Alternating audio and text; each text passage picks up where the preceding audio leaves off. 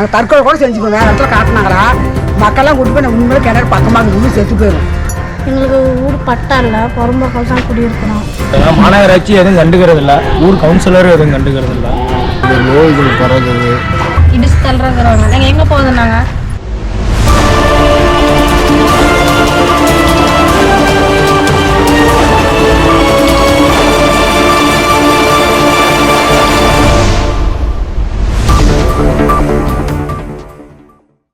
சேலம் மாவட்டம் மேற்கு தொகுதியில் உள்ள ஜாகீர் அம்மாபாளையம் பகுதியில் 15 வருடங்களுக்கு மேலாக வசித்து வரும் மக்களுக்கு இன்னும் பட்டா வழங்கப்படாத நிலை உள்ளது.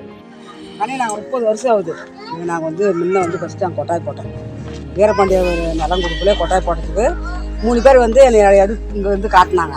இப்போ நான் இப்போ அதுக்கு முன்னே 5 வருஷம், இப்போ ஒரு 16 வருஷம் நான் கொட்டாய் போட்டு குடியிருக்கிறேன். நிலம் காட்ட மாட்டேங்கிறாங்க, என்னான்னு கண்டுக்கவும் மாட்டேங்கிறாங்க. எப்படி நாங்கள் வீடு எடுத்தால் நான் எங்கே போவோம்?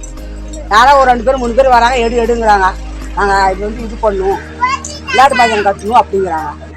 நாங்கள் நம்ம நாளாக இங்கே குடியிருக்கிறோம். எங்களுக்கு ஊர் பட்டா இல்லை, புறம்போக்கால் தான் குடியிருக்கிறோம். இந்த இடம்லாம் ரொம்ப அசிங்கமாக இருக்கிற மாதிரி இருக்குது. இதுக்கு எங்களுக்கு ஒரிஜ் பண்ணி கொடுத்துருங்க. இந்த ஊர் ஜாகீர் சின்ன மாப்பிள்ளை கல்யாண சுந்தர காலனி, வீரபாண்டியார் நகர் காலனி. இங்கே டிச்சு வசதி, கொசு பெரியாக இருக்குது, நோய்கள் பறகுது. நோய்களை எல்லாம் காய்ச்சல் எல்லாம் வருது, ரொம்ப கஷ்டமாக இருக்குது. நோய்கள் அது டிச்செல்லாம் சுத்தப்படுத்தி எல்லாம் கொடுக்கும் மாதிரி பண்ணி கொடுத்து தமிழர்களுக்கு கேட்டுக்கொள்கிறோம். இது குறித்து கலெக்டர் மற்றும் ஏரியா கவுன்சிலரிடம் மனு கொடுத்தும் எந்த ஒரு நடவடிக்கையும் எடுக்கவில்லை எனவும், அங்குள்ள வீடுகளுக்கு முறையான மின்சார வசதி, கழிப்பிடம் வசதி எதுவும் இல்லாததால் நீண்ட நாட்களாக அப்பகுதி மக்கள் சிரமத்திற்கு ஆளாகின்றனர். இப்பிரச்சனைகளை குறித்து அப்பகுதி மக்களிடம் பேசிய போது, இதெல்லாம் கஷ்டப்பட்டு கடன் வாங்கி அது வாங்கி கட்டினா இடிச்சு தள்ளுறோங்கிறாங்க. நாங்கள் எங்கே போகுதுன்னாங்க சொல்லுங்க. எங்கே போகிறோம்? குழந்தைங்க எங்கே போகிறது?